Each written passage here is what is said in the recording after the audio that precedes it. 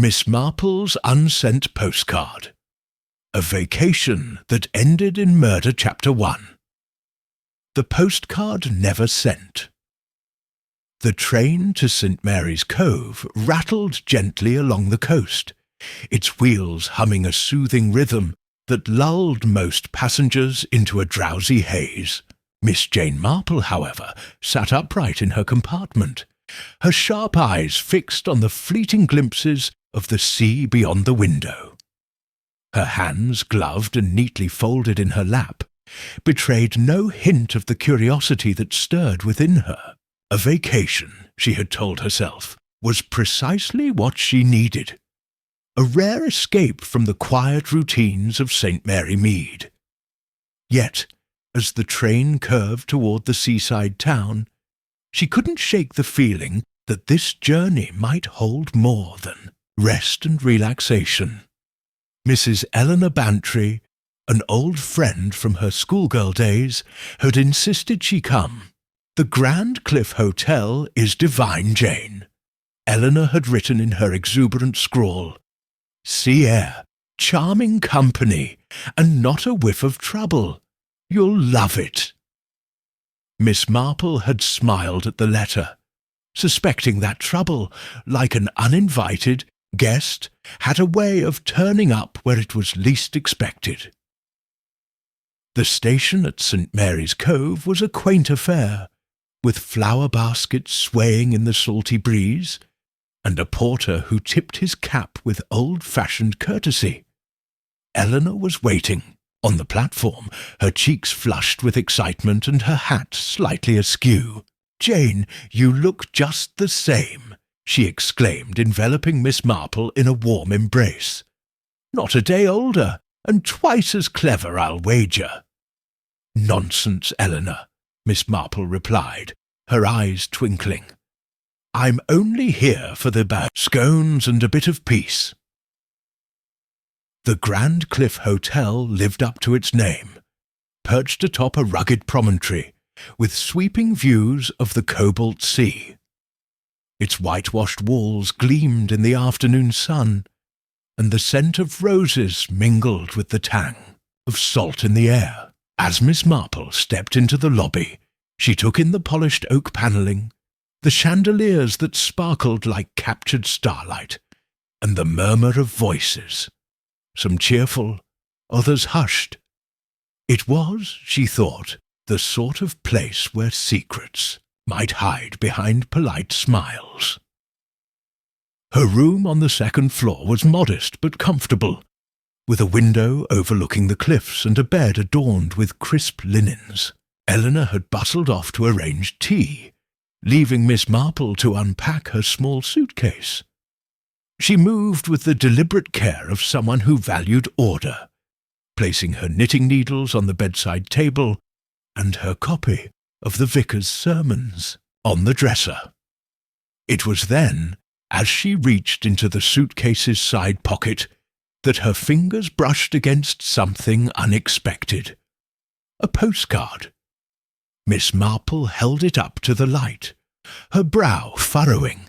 The front bore a watercolour illustration of St. Mary's Cove, with its cliffs and lighthouse rendered in soft pastels. She turned it over, expecting a blank card she might send to her nephew, Raymond West. Instead, she found a message written in a neat, unfamiliar hand. "Dear Raymond, wish you were here, but some secrets are best left buried. The sea is lovely, but it whispers things best forgotten. I'll write again soon. Yours." Jane Miss Marple's lips pursed. She had not written this, nor had she purchased a postcard, let alone addressed one to Raymond. The handwriting was precise, almost too perfect, as if the writer had taken great care to mimic her own. She sat on the edge of the bed, the postcard resting in her lap, and considered the possibilities. A prank, a mistake, or something more sinister. Her thoughts were interrupted by a knock at the door. "Jane, are you settled?" Eleanor called. tea's ready in the lounge, and the guests are dying to meet you." "Coming, dear," Miss Marple replied, slipping the postcard into her handbag. She smoothed her skirt, adjusted her hat, and stepped into the corridor, her mind already turning over the mystery of the unsent message. The lounge was a lively scene, with guests scattered across velvet armchairs and linen-draped tables. Eleanor introduced Miss Marple to a parade of characters. Colonel Hargreaves, a stern man with a military bearing and a habit of tapping his cane. Miss Vivian LaRue, a glamorous actress whose laughter seemed rehearsed. Mr. and Mrs. Ellison, a young couple whose smiles didn't quite reach their eyes, and Mr. Percival Wren, a reclusive writer who lingered at the edge of the room, clutching a notebook. There were others too, a boisterous businessman, a nervous governess, a local doctor. But Miss Marple's attention kept drifting to the postcard in her handbag. As she sipped her tea, she observed the guests with the quiet intensity of a birdwatcher. Colonel Hargreaves was arguing with the businessman about politics, his voice clipped and commanding. Miss LaRue was charming the doctor, though her eyes darted nervously towards the door. The Ellisons sat in silence, their hands entwined but their postures rigid, and Mr. Wren, scribbling furiously, paused only to cast furtive glances at the others. Eleanor leaned close, her voice a conspiratorial whisper. "What do you think of our little crowd, Jane? Quite the mix, aren't they?" "Very interesting," Miss Marple said mildly. "People are always so revealing, don't you find?" Eleanor laughed, oblivious to the weight behind the words. But Miss Marple's mind was elsewhere, piecing together the first threads of a puzzle. The postcard, with its cryptic warning, was no accident. Someone had placed it in her suitcase, someone who knew her, or wanted her to think they did, and, in a place like St. Mary's Cove, where the sea whispered and the cliffs loomed, she suspected that secrets, once buried, had a way of rising to the surface. As the sun dipped below the horizon, casting long shadows across the lounge, Miss Marple resolved to keep her eyes open. Her vacation had only just begun, but already she sensed the scent of trouble on the breeze. Chapter 2. The Strangers at the Cliff.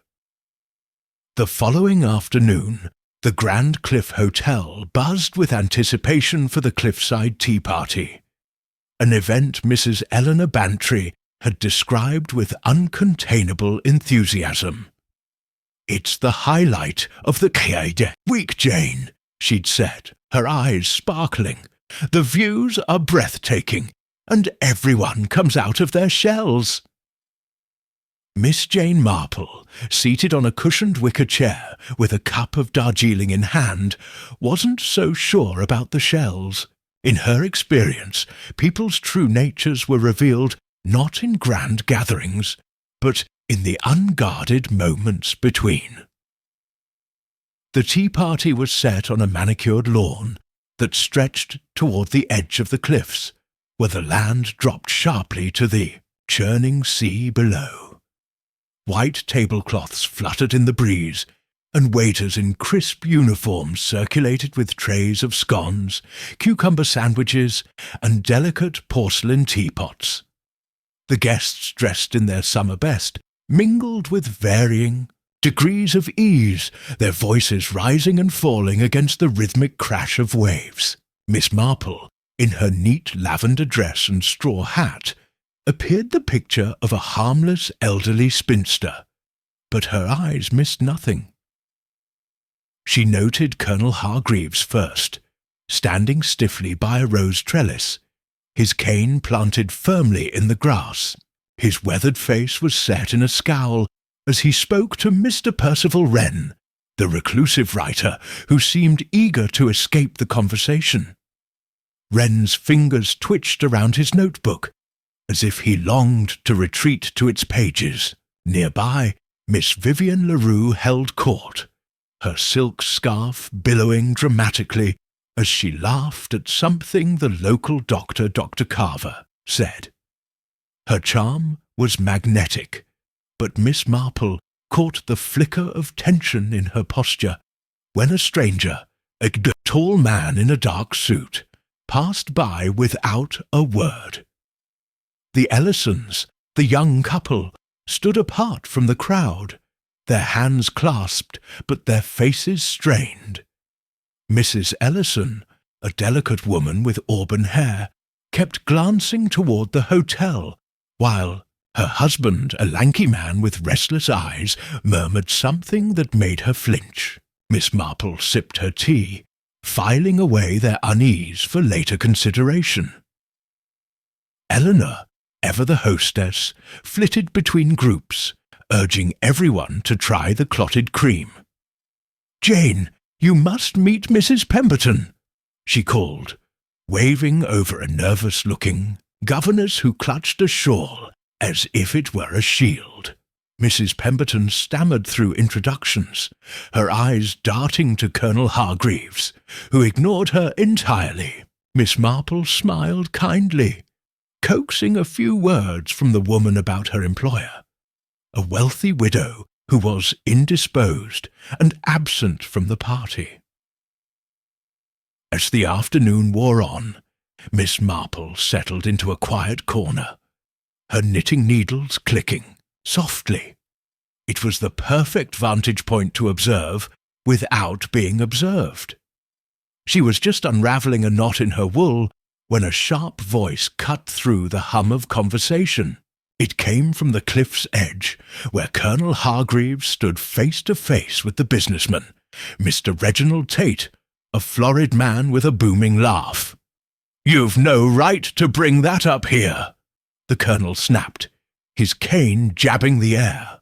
Some things are better left in the past. Tate's smile was oily, his voice low but carrying. "Oh, come now, Colonel. Secrets have a price, don't they?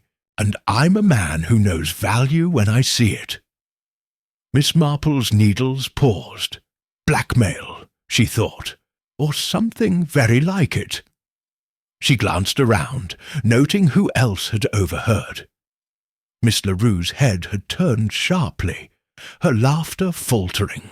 Mr. Ellison, standing nearby, gripped his wife's arm a fraction tighter. Even Wren, scribbling in his notebook, seemed to freeze for a moment, his pen hovering. Before the argument could escalate, Eleanor swooped in, her voice bright. "Gentlemen, more tea, or perhaps a stroll. The lighthouse view is divine." The tension broke, and the Colonel stalked off toward the hotel, while Tate chuckled and reached for a sandwich. Miss Marple resumed her knitting, her mind turning over the exchange.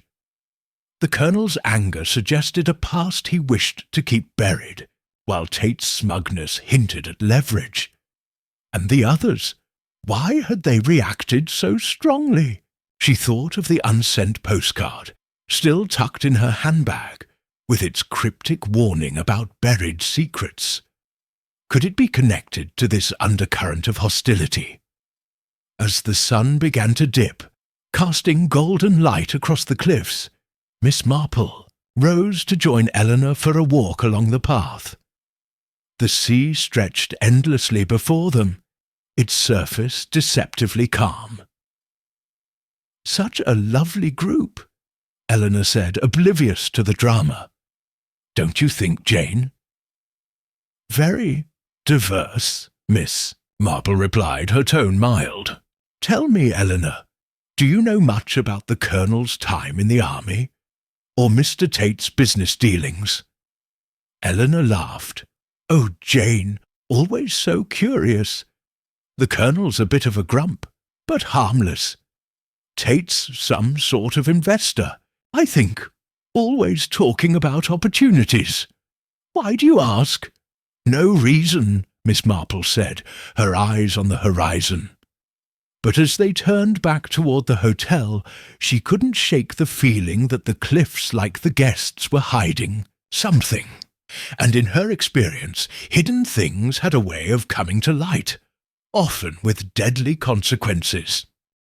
Chapter 3. A scream in the night, the Grand Cliff Hotel was cloaked in the stillness of midnight, its corridors hushed save for the distant murmur of the sea. Miss Jane Marple, accustomed to the lighter sleep of her years, lay awake in her room, her thoughts circling the peculiar events of the day, the unsent postcard, the heated words between Colonel Hargreaves and Mr. Tate, the nervous glances of the other guests, all lingered in her mind like pieces of a puzzle yet to be assembled. She had just closed her eyes when a sound pierced the silence, a scream sharp and raw, echoing from the west wing. Miss Marple sat up, her heart steady but her senses alert. The scream had been brief, cut off as abruptly as it began, leaving an oppressive quiet in its wake. She reached for her shawl, draped it over her shoulders, and moved to the door, pausing to listen. No footsteps, no voices, only the faint creak of the hotel settling. She considered ringing for a porter, but decided against it. In her experience, the first moments after such a disturbance were often the most revealing. Slipping into the corridor, she moved quietly, her soft slippers making no sound on the polished floor.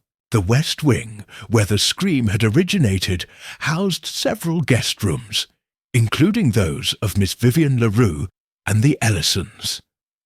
As she approached, a door opened, and Mrs. Pemberton, the nervous governess, peered out, her face pale in the dim light.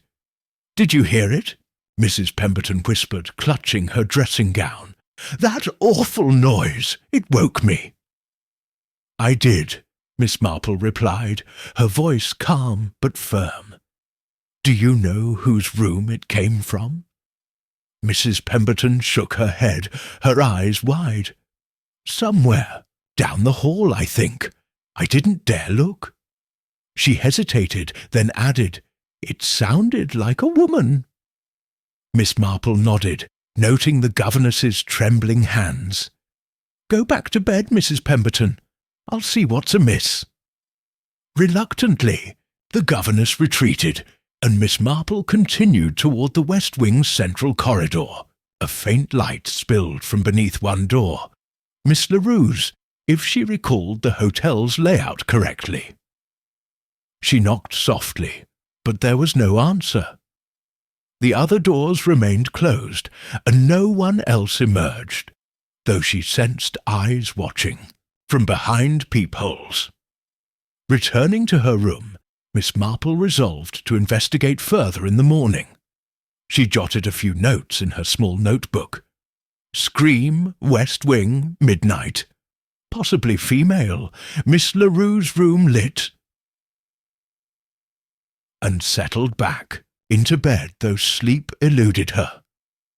The scream, she thought, was no mere nightmare. It carried the weight of fear, perhaps even desperation. At breakfast, the dining room was abuzz with whispers, though the hotel staff maintained an air of practised calm. Eleanor Bantry, seated across from Miss Marple, buttered her toast with vigour. "Did you sleep well, Jane? I swear the sea air works wonders." "Quite well," Miss Marple lied, her eyes scanning the room. Several guests were absent. Miss LaRue, the Ellisons, and Mr. Wren. Colonel Hargreaves sat alone, his newspaper raised like a shield, while Mr. Tate chatted loudly with Dr. Carver, seemingly unperturbed. Mrs. Pemberton, pale and fidgety, kept glancing toward the door. The head porter, a dour man named Mr. Gibbs, approached their table. "I hope you weren't disturbed last night, ladies," he said, his tone overly smooth. "A guest had a bit of a fright. Nothing serious. All's well now."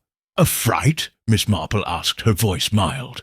"I thought I heard a scream." Gibbs's smile tightened.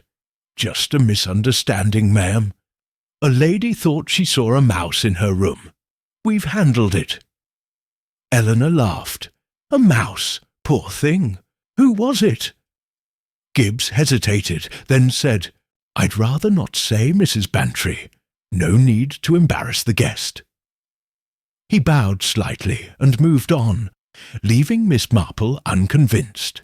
A mouse might cause a squeal, but not the blood-curdling scream she'd heard. After breakfast, Miss Marple excused herself and made her way to the west wing, ostensibly to admire the view from its wide windows. The corridor was quiet now, the morning light revealing nothing out of place. She paused by Miss Larue's door, noting a faint scuff mark on the floor, as if something heavy had been dragged. Further down, near the Ellisons' room, she found a single pearl earring half hidden beneath a rug. She slipped it into her pocket, her mind turning over possibilities. At luncheon, Miss Larue appeared, her makeup flawless but her eyes shadowed. She laughed too loudly, brushing off questions about her absence at breakfast. The Ellisons, too, returned, though Mrs. Ellison's face was drawn, and her husband's hand rested possessively on her arm. Mr. Wren, however, remained absent, his chair empty. Eleanor, oblivious to the undercurrents, chattered about the evening's entertainment, a poetry reading in the lounge. But Miss Marple's thoughts were elsewhere.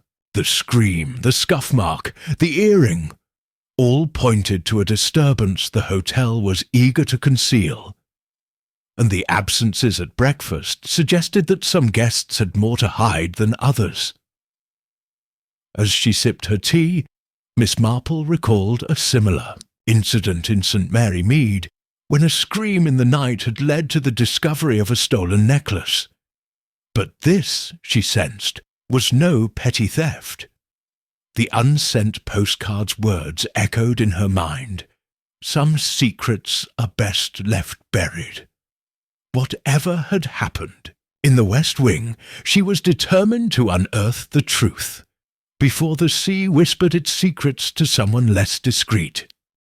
Chapter 4. The Shadow of the Past.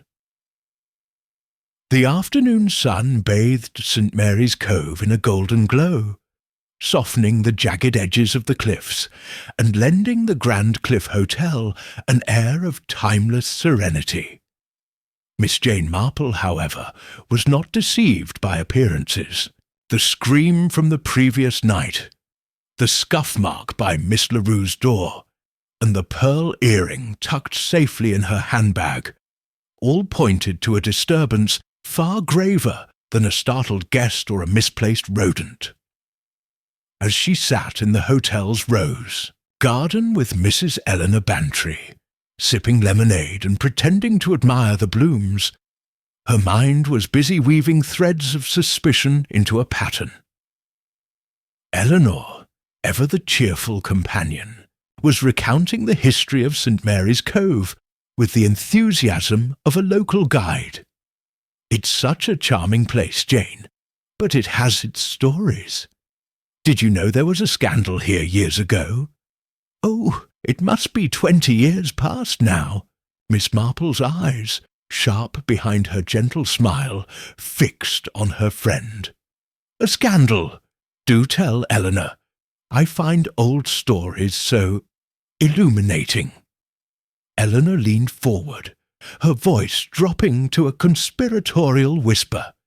"It was the talk of the Gaijo County.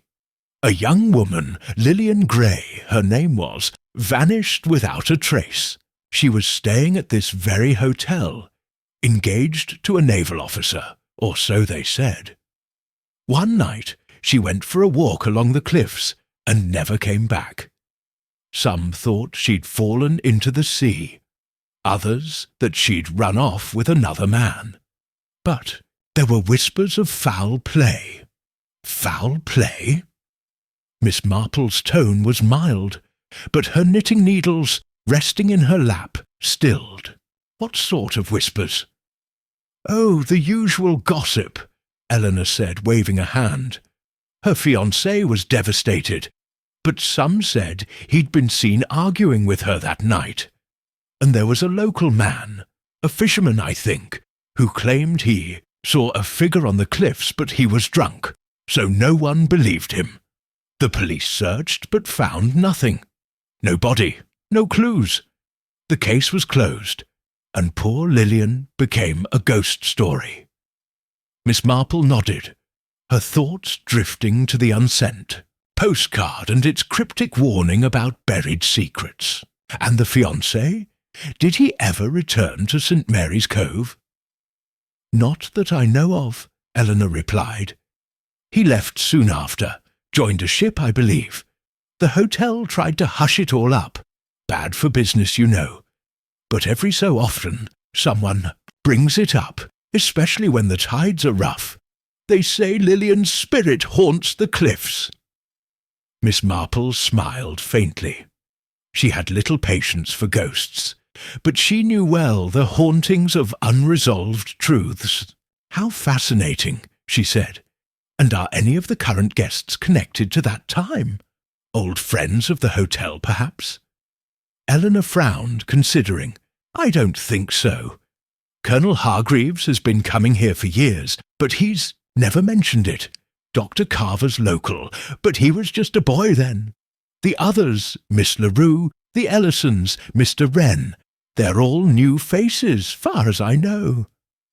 Miss Marple sipped her lemonade, filing away the information. The absence of obvious connections didn't rule out hidden ones. In her experience, the past had a way of reaching into the present, especially in a place like St. Mary's Cove, where the sea and cliffs held memories as tightly as the hotel's guest register. Their conversation was interrupted by the arrival of Mrs. Pemberton, the nervous governess, who approached with a hesitant step. "Mrs. Bantry, Miss Marple," she said, twisting her shawl. "I hope I'm not intruding. I found something odd in the garden this morning." Miss Marple's interest sharpened. "Odd, Mrs. Pemberton? In what way?" The governess reached into her pocket and produced a small crumpled handkerchief, its corner embroidered with the initials LG. "It was caught in the rose bushes near the cliff path," she said. "I thought it might belong to someone, but it looks old, like it's been there a while." Miss Marple took the handkerchief, her fingers tracing the faded stitching. LG, Lillian Gray, or a coincidence? She recalled the pearl earring from The West Wing, another small clue that seemed to point to the past. "How curious," she said, her voice gentle. "May I keep it, Mrs. Pemberton? I'll inquire among the guests." Mrs. Pemberton nodded, clearly relieved to be rid of it. "Of course, it's probably nothing." She hurried off, leaving Miss Marple to study the handkerchief in silence. "Jane, you're not thinking it's that Lillian, are you?" Eleanor asked, half laughing. "It's just a hanky." "Perhaps," Miss Marple said, tucking the handkerchief into her handbag alongside the earring and the postcard. "But small things can tell such large stories, don't you think?" As they returned to the hotel, Miss Marple's thoughts turned to the guests. Colonel Hargreaves, with his long history at the hotel, might know more about Lillian Gray than he let on. Dr. Carver, as a local, could have heard rumours. And the others, Miss LaRue with her guarded eyes, the Ellisons with their strained silences, Mr. Wren always watching, might be tied to the present in ways that echoed the past. She thought of a case in St. Mary Mead, where a forgotten letter had unravelled a decades-old betrayal. The handkerchief, like the postcard, was a whisper from another time, and Miss Marple was determined to listen. As the cliffs loomed in the distance, their shadows stretching across the lawn, she felt the weight of secrets stirring, waiting to be unearthed. Chapter 5. The Actress's Secret. The Grand Cliff Hotel's lounge was transformed for the evening's entertainment. A theatrical reading by Miss Vivian LaRue, the glamorous actress whose presence had cast a spell over St. Mary's Cove. The room glowed with candlelight, its velvet curtains drawn back to reveal the moonlit sea beyond. Guests settled into plush armchairs, their faces alight with anticipation. But Miss Jane Marple, seated near the back with her knitting in her lap, was more interested in the actress's performance off the stage. The scream in the night, the scuff mark by Vivian's door, and the growing collection of clues in Miss Marple's handbag, the postcard, the earring, the handkerchief, suggested that Miss LaRue was more than a mere performer. Vivian took her place at a small podium, her emerald gown shimmering as she surveyed the room. Her smile was radiant, but Miss Marple noted a tightness around her eyes, a flicker of unease that betrayed her polished exterior. "Good evening, ladies and gentlemen," Vivian began, her voice a melodic drawl. "Tonight I shall read from The Lady of Shalott, a tale of beauty and tragedy." The audience murmured approval, but Miss Marple's attention was drawn to a figure at the edge of the room, a tall man in a dark suit, the same stranger she had seen at the cliffside tea party. He stood in the shadows, his gaze fixed on Vivian, who faltered for a moment before continuing. As Vivian read, her voice weaving the poem's mournful cadence, Miss Marple observed the guests. Colonel Hargreaves sat stiffly, his cane tapping, an impatient rhythm. The Ellisons, side by side, seemed distracted, Mrs. Ellison's fingers twisting a bracelet on her wrist. Mr. Wren, the reclusive writer, scribbled in his notebook, his eyes darting between Vivian and the stranger. Eleanor Bantry, seated beside Miss Marple, whispered, "Isn't she marvellous, Jane? Such poise." "Quite," Miss Marple replied, her needles clicking softly. But she was watching Vivian's hands, which gripped the podium a fraction too tightly, and the stranger, who slipped out midway through the reading, unnoticed by most. When Vivian reached the poem's climax, she left the web, she left the loom. Her voice trembled, and Miss Marple caught a glance towards the empty doorway where the man had stood. The reading concluded to enthusiastic applause, and Vivian accepted compliments with practised grace. Miss Marple, however, waited until the crowd thinned before approaching. "A lovely performance, Miss LaRue," she said, her tone warm. "You have a gift for bringing words to life." Vivian's smile was brittle. "Thank you, Miss Marple. It's kind of you to say so." "I couldn't help but notice you seemed distracted at times," Miss Marple continued, her eyes gentle but probing. "Is everything quite all right?" The actress's composure wavered, her fingers brushing a locket at her throat. "Oh, it's nothing. Just the nerves of performing, you know." She laughed, but it rang hollow. Miss Marple nodded, as if satisfied, but her mind was racing. The stranger's presence had unnerved Vivian, and the scuff mark by her door suggested a late-night visitor. could the scream have come from her room?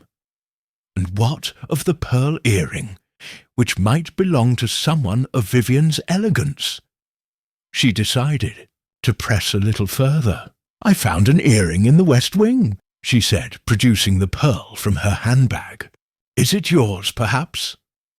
Vivian's eyes widened, but she shook her head quickly. "No, not mine. I don't wear pearls." Her voice was too sharp, and she excused herself, hurrying towards the corridor. Miss Marple watched her go, her suspicions deepening. Vivian was hiding something, and the stranger was likely part of it. She recalled a case in St. Mary Mead, where a young woman's nervous glances had led to the discovery of a blackmail scheme. Vivian's fear suggested a similar pressure, perhaps tied to her past, or to someone in the hotel. Later, as the guests dispersed, Miss Marple lingered in the lounge, chatting with Eleanor to gather more about Vivian. "She's quite the star, isn't she?" Eleanor said. "But I heard she left the stage abruptly a few years ago. Something about a scandal in London. A married man, they say." "Indeed," Miss Marple murmured, filing away the detail. "A scandal could explain Vivian's guarded demeanour. And the stranger might be a figure from that past. Someone with leverage, like Mr. Tate with the Colonel." She thought of the handkerchief with LG initials, wondering if Vivian's secrets stretched back to the days of Lillian Gray. As she retired to her room, Miss Marple added a note to her notebook. "Vivian LaRue, fearful of stranger. Possible. Scandal. Earring denied."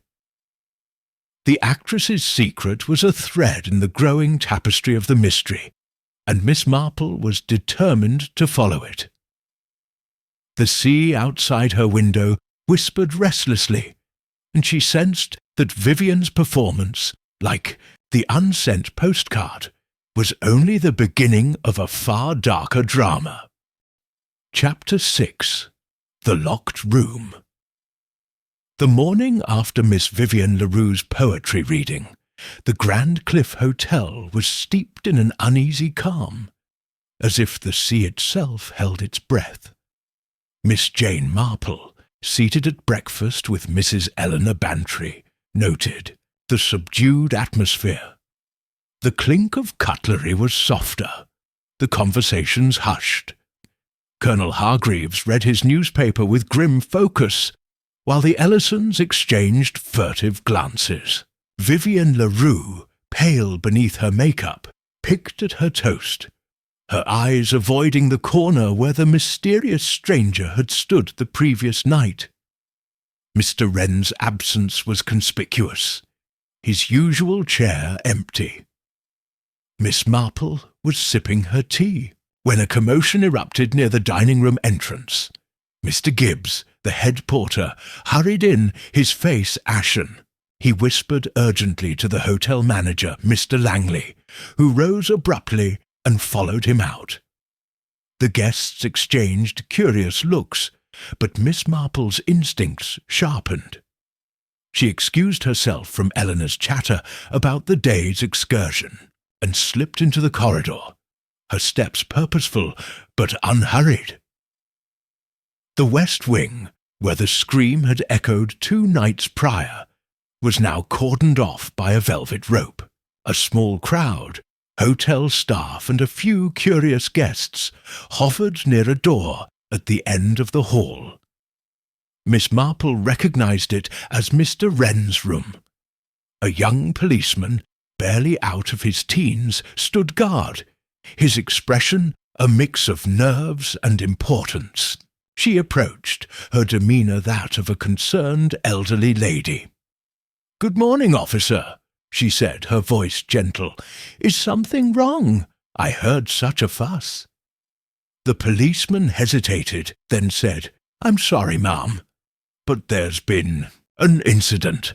Best you return to the dining-room." Before Miss Marple could press further, Inspector Crane, a lanky man with a harried air, emerged from the room. "Clear the corridor, please," he barked, then softened his tone upon seeing Miss Marple. "Nothing to worry about, madam. A guest has passed away. We're handling it." "Passed away." Miss Marple's eyes widened, feigning shock. "How dreadful! May I ask who?" Inspector Crane glanced at the policeman, then sighed. "Mr. Percival Wren, the writer. Found this morning.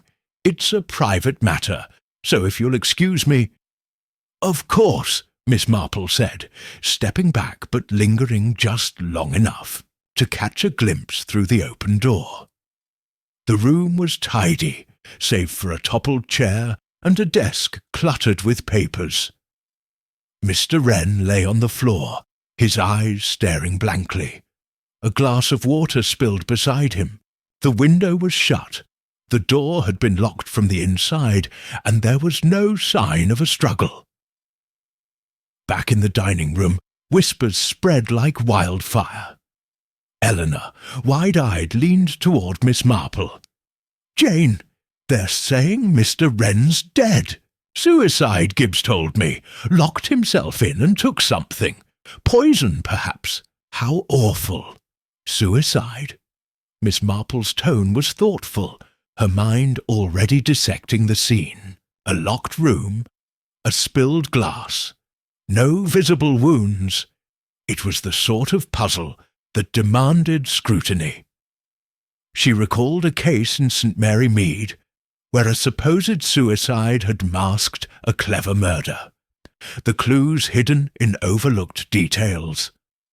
After breakfast, Miss Marple found an opportunity to speak with a chambermaid, a young woman named Sally, who was visibly shaken.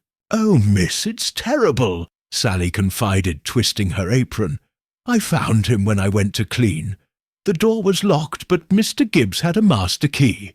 Mr. Wren was just lying there, so still."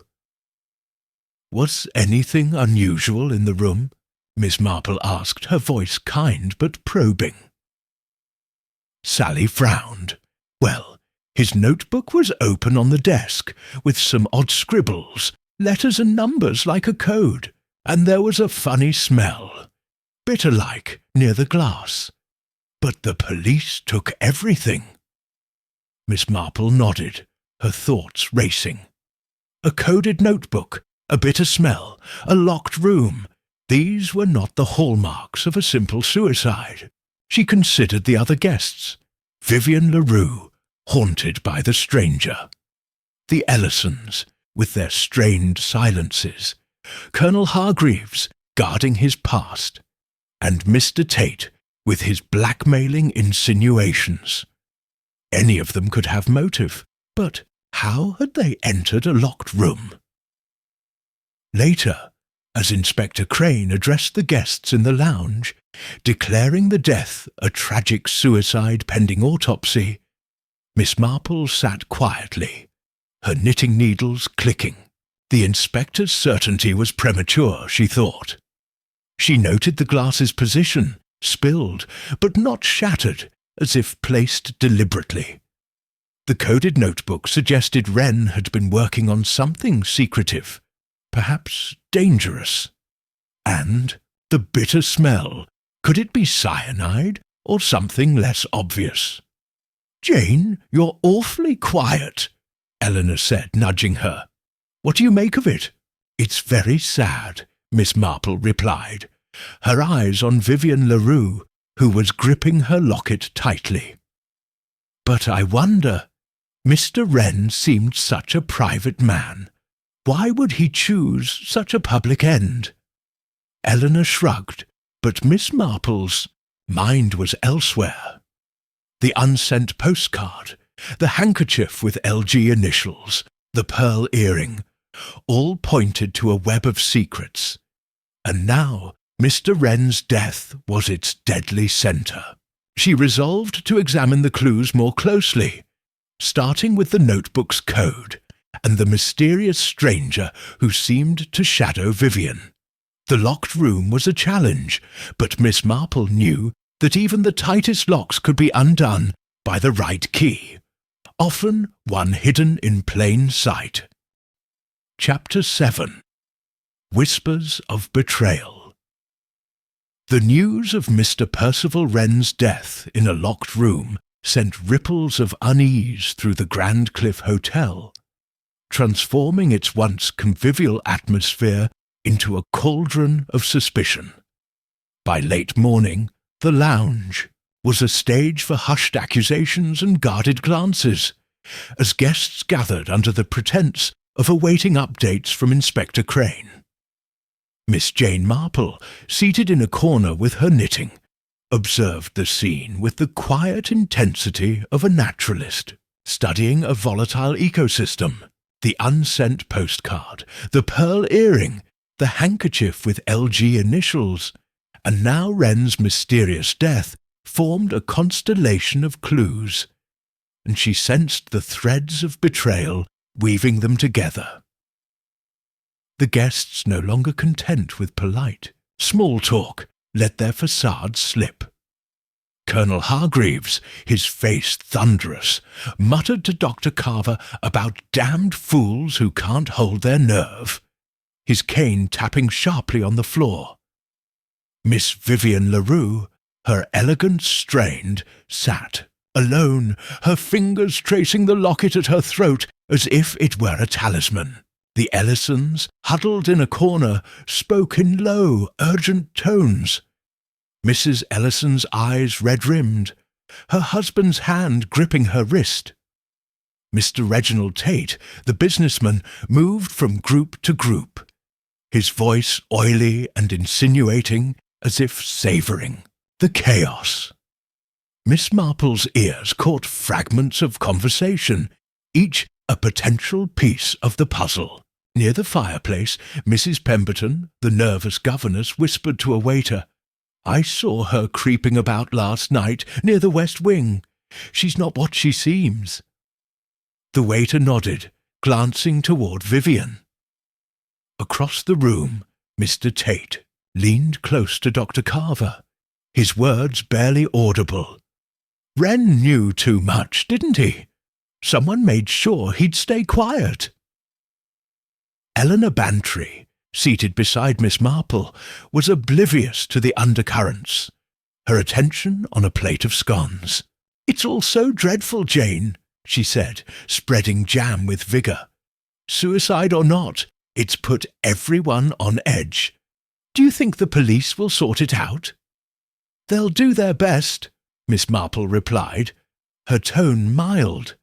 But her eyes followed a more subtle drama unfolding near the lounge's writing desk. A maid, clearing away teacups, retrieved a folded letter that had slipped beneath a blotter. She handed it to Mr. Gibbs, the head porter, who glanced at it and paled before slipping it into his pocket. Miss Marple noted the exchange, her mind turning to the coded notebook Sally had mentioned in Wren's room. Letters, she thought, had a way of carrying secrets, much like the unsent postcard in her handbag. As the morning wore on, Miss Marple seized an opportunity to engage Mrs. Ellison, who had drifted away from her husband and stood by a window, staring at the cliffs. "Mrs. Ellison," Miss Marple said, approaching with a sympathetic smile, "you seem troubled. I hope it's not the sad news about Mr. Wren." Mrs. Ellison started, her bracelet jangling. "Oh, Miss Marple, it's just everything. This place, the people, it's all so oppressive." Her voice cracked, and she lowered it. "My husband says we should leave, but we can't. Not yet. Can't?" Miss Marple's tone was gentle, inviting confidence. "Is there something keeping you here?" Mrs. Ellison's eyes darted toward her husband, who was now speaking with Tate. "It's complicated," she whispered. "There's someone who knows things. Things we'd rather forget." She stopped, as if realizing she'd said too much, and excused herself, hurrying back to her husband's side. Miss Marple returned to her knitting, her thoughts racing. Mrs. Ellison's fear suggested blackmail, echoing the tension between Colonel Hargreaves and Tate at the tea party. Could Wren have been a blackmailer, silenced for what he knew? Or was he a victim of his own secrets, encoded in his notebook? She recalled a case in St. Mary Mead, where a series of anonymous letters had unravelled a web of infidelity and revenge. The letter Gibbs had pocketed might hold similar weight. Later, as the guests dispersed for luncheon, Miss Marple lingered in the lounge, ostensibly to finish her tea. When Gibbs passed through, adjusting a curtain, she seized her chance. "Mr. Gibbs," she said, her voice frail but firm. "I couldn't help but notice you found a letter earlier. I do hope it's not lost. Someone might be anxious for it." Gibbs stiffened, his hand brushing his pocket. "Just a bit of rubbish, ma'am," he said too quickly. "Nothing important." "Of course," Miss Marple said, smiling. But she noted the sweat on his brow and the way his eyes avoided hers. The letter, she suspected, was far from rubbish. It might connect Wren's death to one of the guests, or to the shadowy stranger who haunted Vivian LaRue. As she joined Eleanor for luncheon, Miss Marple added to her mental tally a scream, a locked room, a coded notebook, and now a hidden letter. The whispers of betrayal were growing louder, and she sensed they were tied to the past, perhaps to Lillian Gray, whose initials lingered on the handkerchief. The hotel's polished surface was cracking, and Miss Marple was determined to peer through the fractures, no matter how deeply the secrets were buried. Chapter 8. The Tide's Dark Secret. The afternoon following Mr. Wren's death brought a restless energy to St. Mary's Cove, as if the sea itself churned with the hotel's secrets. Miss Jane Marple, seeking a respite from the stifling atmosphere of the Grand Cliff Hotel, decided to take a walk along the beach below the cliffs. The exercise, she told Mrs. Eleanor Bantry, was for her health, but her true purpose was to explore the coastal edge of the mystery that now enveloped the hotel. The unsent postcard, the pearl earring, the LG handkerchief, the coded notebook, and the hidden letter all pointed to a deeper truth, and Miss Marple suspected the sea might hold a clue. The path to the beach was steep, winding through gorse and wildflowers, with the cliffs looming above like silent sentinels. Miss Marple descended carefully, her sensible shoes gripping the rocky trail. At the shore, the tide was low, revealing a stretch of pebbled sand littered with seaweed and driftwood. Gulls wheeled overhead, their cries sharp against the rhythmic crash of waves. She walked slowly, her eyes scanning the ground, alert for anything out of place. Near a cluster of tide pools, she encountered an old fisherman, his weathered face creased like the cliffs themselves. He was mending a net, his fingers deft despite their calluses. Miss Marple greeted him with a smile, her manner that of a curious tourist. "Good afternoon," she said. "It's a lovely spot, isn't it? Do you fish here often?" The fisherman, who introduced himself as Tom Hawker, nodded. "Aye, most days. Been at it since I was a lad. Sea's got stories, if you know how, to listen. Stories." Miss Marple's tone was encouraging, her eyes bright. "I've heard some about this place. Sad ones like the young woman who vanished years ago." Tom's hands stilled, his gaze sharpening. "Lillian Gray. You mean folks still talk of her? Strange business, that." He leaned closer, his voice dropping.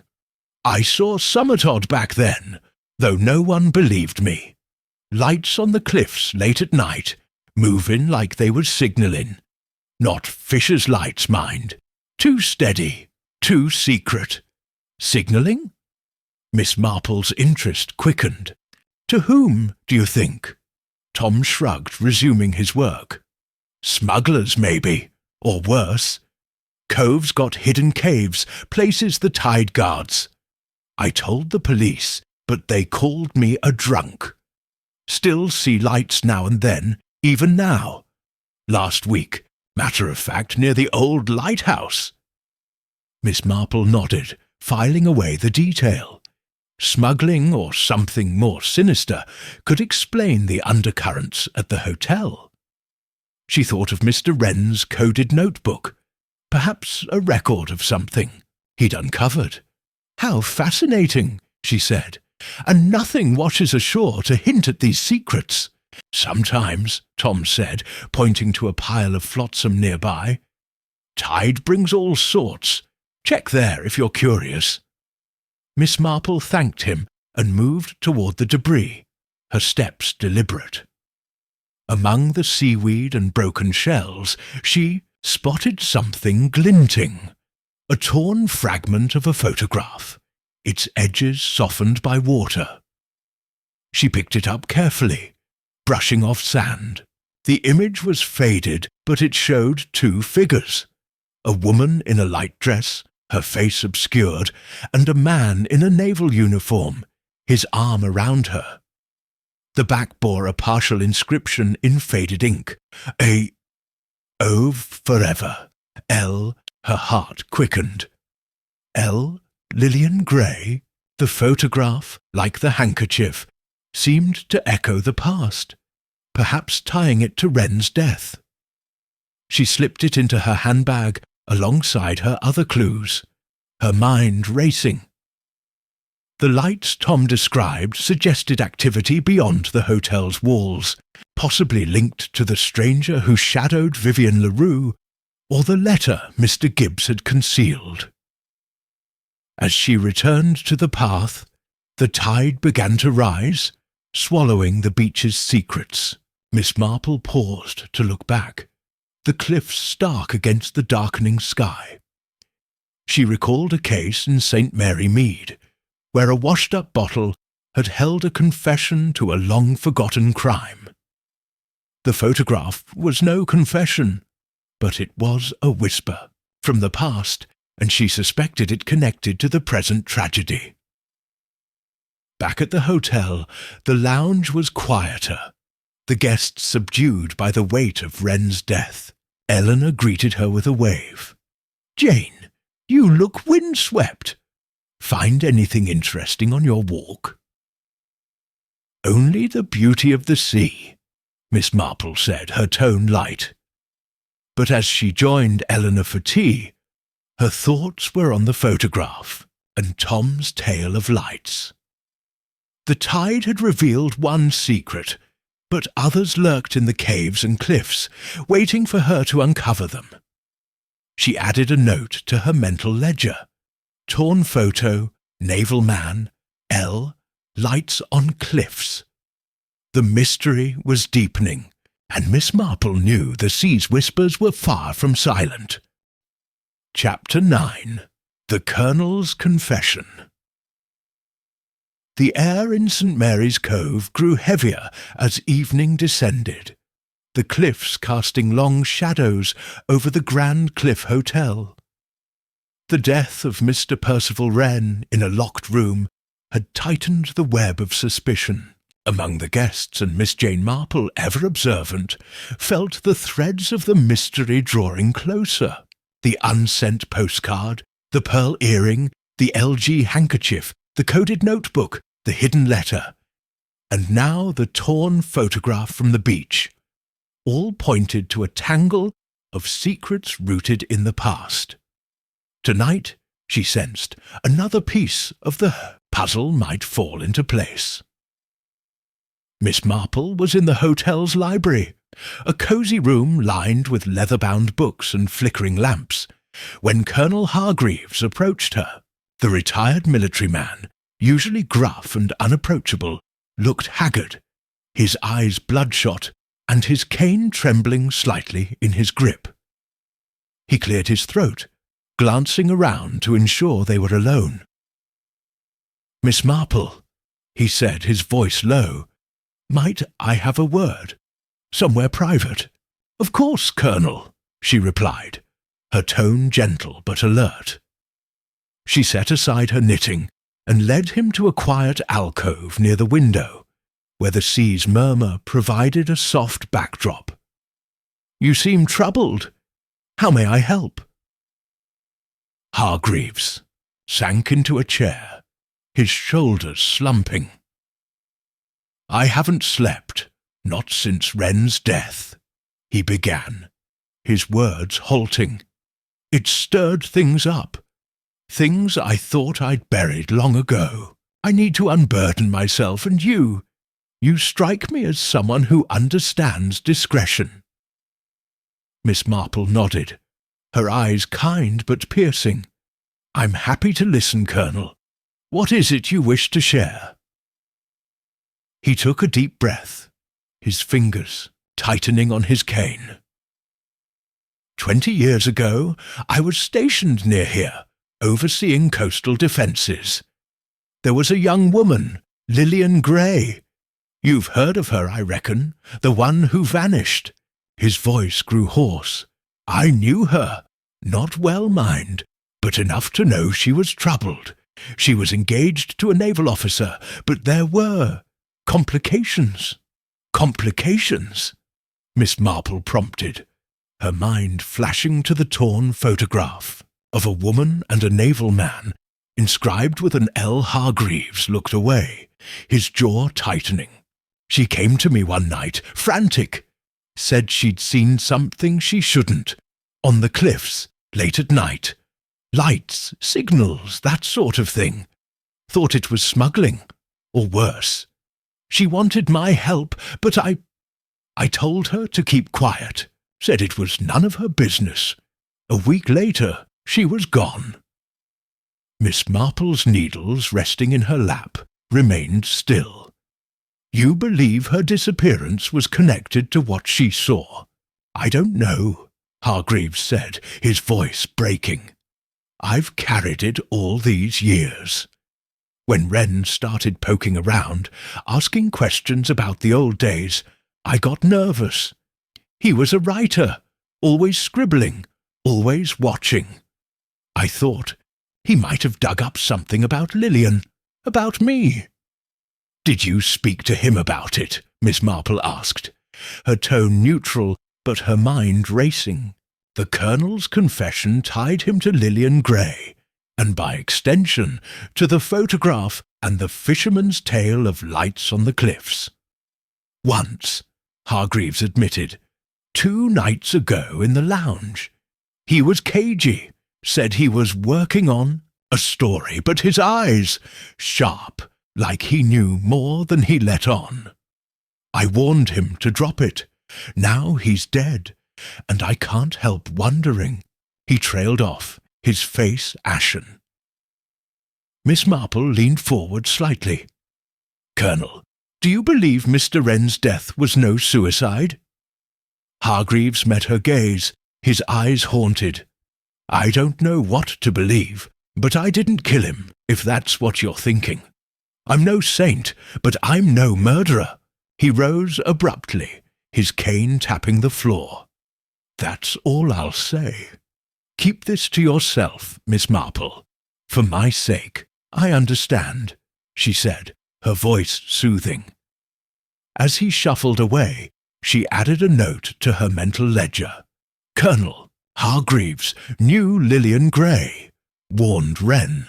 Guilt or fear? His confession was a crack in the mystery's facade, revealing a link between the past and Wren's death. The lights Lillian had seen, the signals Tom Hawker had mentioned. Could they point to a conspiracy that Wren had uncovered? Miss Marple returned to her knitting, her thoughts weaving through the clues. Hargreaves's military background suggested he knew more about the cliff's secrets than he admitted. His warning to Wren coupled with the coded notebook, hinted that the writer had stumbled onto something dangerous, perhaps tied to the same forces that had claimed Lillian Gray. And the other guests, Vivian LaRue, with her shadowed past, the Ellisons, trapped by an unseen threat. Mr. Tate, with his blackmailing ways, might be entangled in the same web. As she left the library, the sea's restless murmur followed her, a reminder of the tide's dark secret. Miss Marple recalled a case in St. Mary Mead, where a soldier's guilt had masked a deeper crime. Hargreaves's confession was a step toward the truth, but she suspected the full story lay hidden in the shadows of the cliffs, and in the secrets the hotel's guests were so desperate to keep buried. Chapter 10. The Writer's Hidden Page. The morning after Colonel Hargreaves's confession, a faint mist clung to St. Mary's Cove, shrouding the cliffs and lending the Grand Cliff Hotel an air of quiet menace. Miss Jane Marple, undeterred by the damp, sat in the hotel's garden, her shawl wrapped tightly and her knitting in hand. The weight of the mystery pressed upon her. The unsent postcard, the pearl earring, the LG handkerchief, the torn photograph, the hidden letter, and now the Colonel's admission about Lillian Gray and his warning to Mr. Percival Wren. The writer's death in a locked room was no suicide, she was certain, and his coded notebook, mentioned by the chambermaid Sally, held the key to unravelling the truth. Miss Marple's thoughts were interrupted by an unusual sight. Mr. Gibbs, the head porter, emerged from a side door carrying a small bundle of papers to a stone fire pit in the garden's corner. He glanced around, then struck a match, setting the papers ablaze. The act was furtive, out of character for the usually composed Gibbs, and Miss Marple's instincts flared. She recalled the letter he'd pocketed in the lounge. Could these papers be related to Wren's work? Rising with the pretense of stretching her legs, she strolled toward the fire pit, her steps slow but deliberate. Gibbs, startled, straightened as she approached. "Good morning, Mr. Gibbs," she said, her voice bright. "Clearing out some clutter, I see." "Just old receipts, ma'am," Gibbs replied, his tone clipped. "Hotel business, nothing more." He prodded the flames with a stick, ensuring the papers curled into ash. "How practical," Miss Marple said, peering at the fire. A gust of wind betrayed Gibbs's haste, lifting a singed fragment from the pit. It fluttered to the ground near her feet, and she stooped to retrieve it, feigning concern. "Oh dear, you've lost a bit. Shall I toss it back?" "No need," Gibbs said quickly, but Miss Marple had already glanced at the fragment. It was a page torn from a notebook, covered in a grid of letters and numbers, clearly a code, similar to what Sally had described in Wren's room. The edge bore a faint scribble. Cliff Sig. She slipped it into her sleeve, her face betraying nothing. "Well, I'll leave you to it," she said, smiling, and returned to her bench. Gibbs watched her go, his expression uneasy, before dousing the fire and hurrying inside.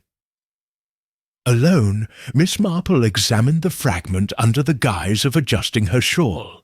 The code was intricate, a substitution cipher perhaps, with letters and numbers arranged in a deliberate pattern. Cliff Sig likely referred to cliff signals, echoing Tom Hawker's tale of lights and Colonel Hargreaves's account of Lillian, Gray's fears. Wren, she realized, had been documenting something dangerous. Perhaps the same activity that had led to Lillian's disappearance, and now his own death. Her mind turned to a case in St. Mary Mead, where a coded ledger had revealed a smuggling ring. Wren's notebook might hold similar revelations, but the police, led by the hasty Inspector Crane, had likely overlooked its significance, assuming suicide. The burned papers suggested someone, Gibbs, or someone directing him, was desperate to destroy evidence. But who? And why now? Determined to test her theory, Miss Marple sought out Sally, the chambermaid, finding her polishing silver in a service room. "Sally, dear," she said, her tone grandmotherly, "you mentioned Mr. Wren's notebook had odd scribbles. Did you notice anything specific? Words, perhaps, or a pattern?" Sally hesitated, then nodded. "It was open on his desk, miss. I saw a page with squares, like a checkerboard, filled with letters, and a word at the top. Lighthouse, I think. But the police took it, and I didn't look close." "Lighthouse," Miss Marple repeated, her thoughts racing. The old lighthouse, mentioned by Tom Hawker as a site of recent lights, was a focal point in the mystery. Wren's code might detail signals or meetings there, tying the past to the present. She thanked Sally and returned to her room, where she sketched the fragment's code from memory, determined to crack it. As she worked, a pattern emerged. The numbers corresponded to letter positions in a keyword, possibly lighthouse. Deciphering a portion, she uncovered a phrase, "Meet at dawn." The rest was too damaged to read, but it was enough. Wren had been tracking a rendezvous, likely on the cliffs, and someone had killed him to keep it secret. Miss Marple added to her mental notes, "Wren's code, lighthouse, cliff signals, meeting at dawn, Gibbs burning evidence." The fragment was a lifeline to the truth, but it also marked Gibbs as a potential accomplice, or pawn. The other guests, Vivian LaRue, the Ellisons, Tate, even Hargreaves, might be linked to the lighthouse's secrets, and she suspected the stranger shadowing Vivian was no bystander. As the mist lifted, revealing the cliff's stark outline, Miss Marple felt the mystery's pulse quicken. The writer's hidden page was a step closer to the heart of the crime, but it also warned of danger. Someone was watching, burning traces and silencing voices. She resolved to visit the lighthouse, certain it held answers, and perhaps the key to the Unsent Postcard's cryptic message. Chapter 11. The night of the Stormer Tempest descended upon St. Mary's Cove that evening, its fury transforming the Grand Cliff Hotel into a fortress besieged by wind and rain.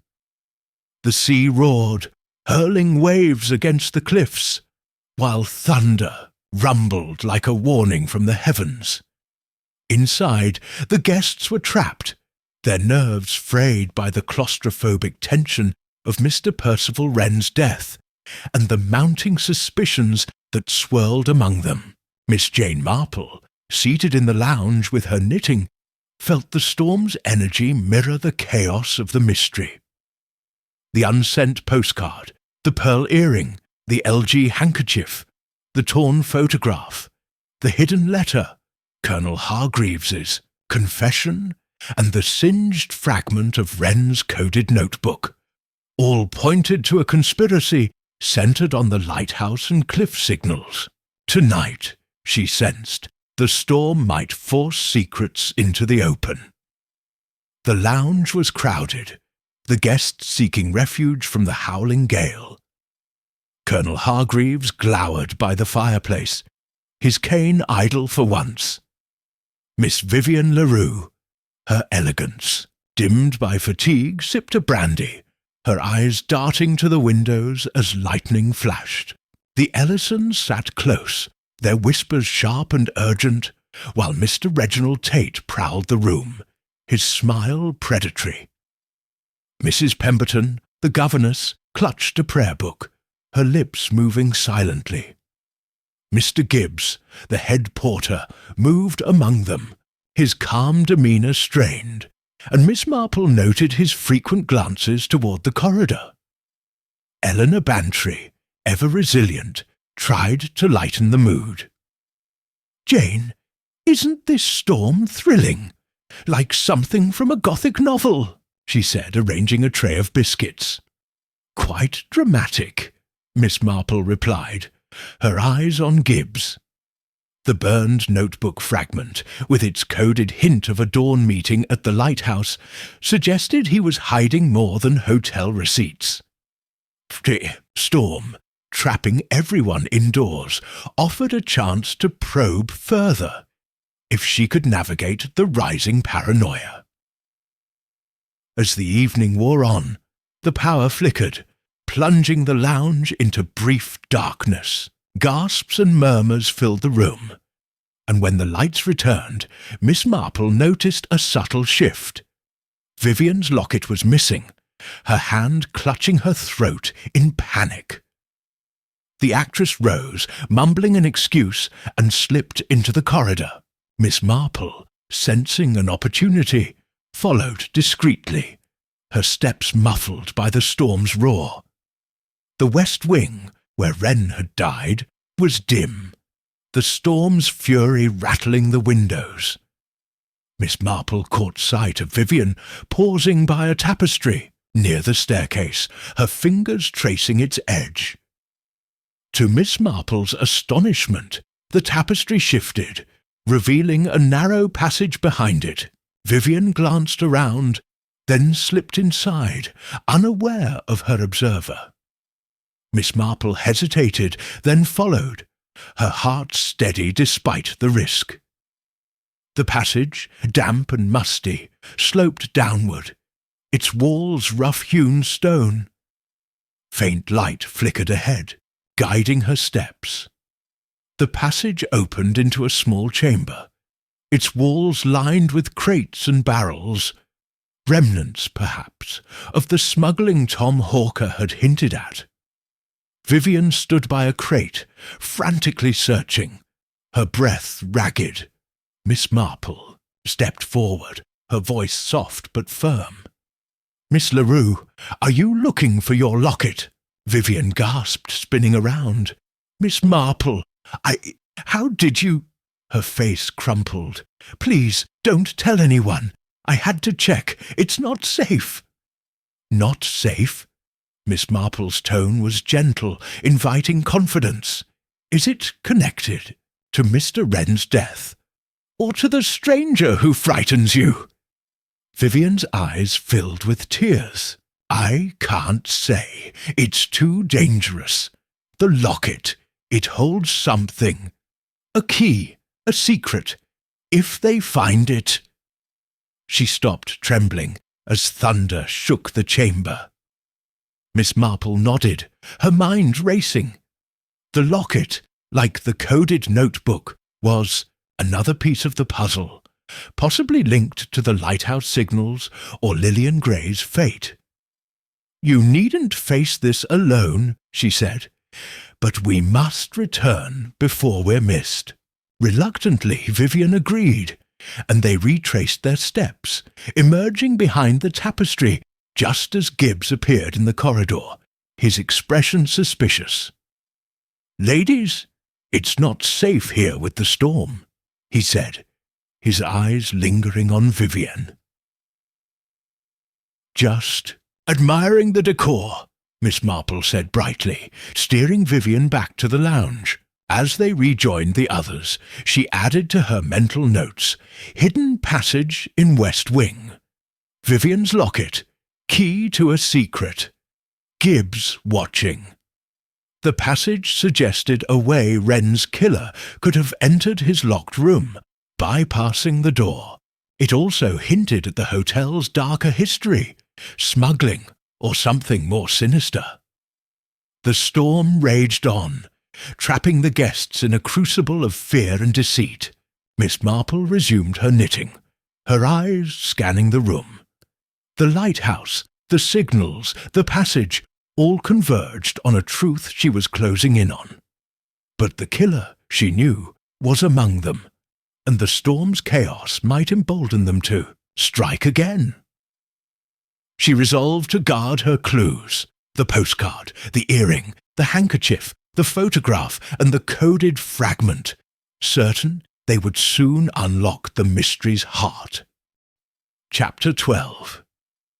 The Truth in the Postcard.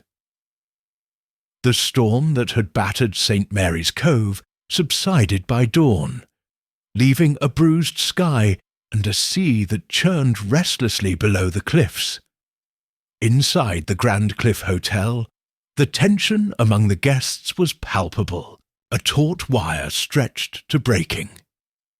Miss Jane Marple, seated in her room with a cup of tea, felt the mystery's threads converging. The unsent postcard, the pearl earring, the LG handkerchief, the torn photograph, the hidden letter, Colonel Hargreaves's confession, the coded notebook fragment, and the hidden passage in the West Wing, all pointed to a truth she was now ready to unravel. The postcard, with its cryptic message, "Some secrets are best left buried," was the key, and she suspected its author was the killer.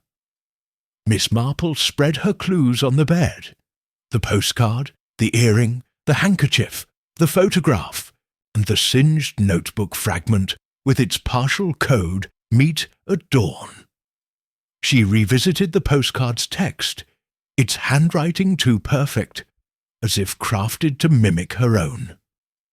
The phrase, "secrets are best left buried," echoed Colonel Hargreaves's guilt over Lillian Gray, Tom Hawker's tale of cliff signals, and Vivian LaRue's fear of the stranger. The postcard wasn't a mistake, it was a taunt, placed in her suitcase to draw her into the mystery, perhaps to distract or warn her. Her thoughts turned to the coded notebook and the lighthouse, the nexus of the conspiracy. Wren's death in a locked room, she now believed, was no suicide, but a murder facilitated by the hidden passage Vivian had unwittingly revealed. The killer had access to the passage, knowledge of Wren's investigation, and a motive to silence him. The clues pointed to a connection between Lillian Gray's disappearance and a present-day scheme, possibly smuggling or espionage, signalled by lights on the cliffs. Miss Marple's mind sharpened on the guests. Colonel Hargreaves, with his military past, knew of Lillian's fears, but claimed no role in her fate. Vivian LaRue, haunted by the stranger, guarded a locket with a secret. The Ellisons, trapped by an unseen threat, hinted at blackmail. Mr. Tate, with his insinuating ways, thrived on others' secrets. And Mr. Gibbs, burning Wren's papers, was complicit if not central. But one figure stood out, the stranger, seen at the tea party, and Vivian's reading, always in the shadows, never named.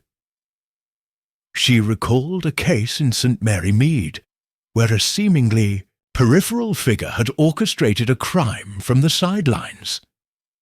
The stranger, she suspected, was no guest, but an outsider tied to the lighthouse signals. A naval man, perhaps, linked to the photograph's officer and Lillian Gray. The postcards placement suggested someone who knew her habits, ruling out a complete outsider. Gibbs, with access to her room, was a likely candidate, but his fearfulness suggested he was a pawn, not the mastermind.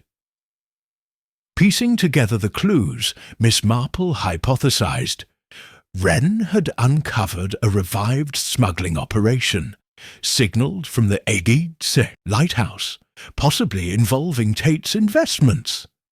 Lillian Gray had seen similar signals 20 years ago, leading to her murder, not disappearance.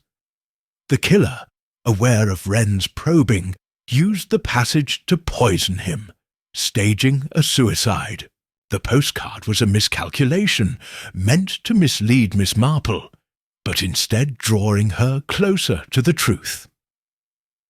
Determined to confront the killer, Miss Marple arranged to meet Vivian LaRue in the library. Sensing the actress held the final piece, Vivian arrived, her face drawn, the locket still missing. "Miss Marple, I can't keep silent any more," she whispered. "The locket. It held a key to a safe in the lighthouse. Wren found it, said it was proof of something terrible. The stranger, he's after it. Who is he?" Miss Marple pressed, her voice steady. Vivian hesitated. "His name's Carver, Dr. Carver's brother, a naval man. He was Lillian's fiancé. He's back and he knows I helped Wren." The revelation clicked. Dr. Carver, the local doctor, had a brother, the stranger, tied to Lillian and the naval officer in the photograph. Miss Marple deduced he was orchestrating the smuggling, using Gibbs to cover his tracks. Wren's investigation threatened exposure, and the postcard was Carver's attempt to distract her, underestimating her perceptiveness. With Vivian's help, Miss Marple lured Carver to the library, claiming she'd found the locket. When he arrived, his suave demeanour cracked as she laid out the evidence. The postcard's taunt, the passage's role in Wren's murder, the coded notebook seek, lighthouse meetings, and the handkerchief linking Lillian's death to his past. "You killed Lillian to protect your smuggling, didn't you?" she said, her voice calm but unrelenting. "And Wren, when he got too close." Carver sneered, but his eyes betrayed panic. "You're a meddling old woman with no proof." "Perhaps," Miss Marple said, "but the police will find the safe in the lighthouse, and your brother's testimony will seal your fate." As she spoke, Inspector Crane, alerted by a note she'd sent, entered with officers, having searched the lighthouse and found the safe. Carver lunged, but the officers restrained him. Vivian sobbed, relieved, as Miss Marple gathered her clues, the postcard now a testament to her triumph. The truth, buried for 20 years, had surfaced just as the sea had yielded the photograph. The killer was unmasked, but the cost, Lillian, Wren, and the hotel's innocence, was heavy. Chapter 13. The morning after.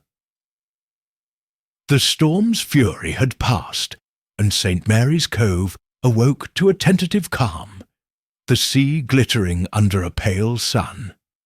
The Grand Cliff Hotel, however, bore the scars of the night's revelations. The arrest of Lieutenant Daniel Carver, Dr. Carver's brother, and the shadowy stranger had shattered the illusion of tranquility, exposing a smuggling ring that had claimed Lillian Gray 20 years ago and Percival Wren mere days past. Miss Jane Marple, seated in the hotel's rose garden with Mrs. Eleanor Bantry, sipped her morning tea, her knitting idle for once, the unsent postcard, the pearl earring, the LG handkerchief, the torn photograph, the hidden letter, the coded notebook fragment, and the secret passage had all played their part. But it was the postcard's taunt that had led her to the truth. Eleanor, still reeling, set down her teacup with a clatter. "Jane, I can't believe it. A murderer among us, and you unravelled it all. How did you know that postcard was the key?" Miss Marple smiled, her eyes crinkling. "It was rather bold of him, Eleanor. The postcard was meant to mislead, to make me think it was my own doing. But it was too perfect, too deliberate. People are careless in small ways, you see, and that carelessness, or its absence, tells a story." She recounted the puzzle's pieces, her voice soft but precise, The postcard's message, "Some secrets are best left buried," mirrored Lieutenant Carver's motive. To keep his smuggling operation hidden, first by silencing Lillian Gray, who had seen the cliff signals, and then Wren, whose coded notebook threatened exposure. The LG handkerchief and torn photograph tied Carver to Lillian's murder, while the pearl earring, dropped in a struggle, implicated Vivian LaRue's brief involvement as Wren's confidant.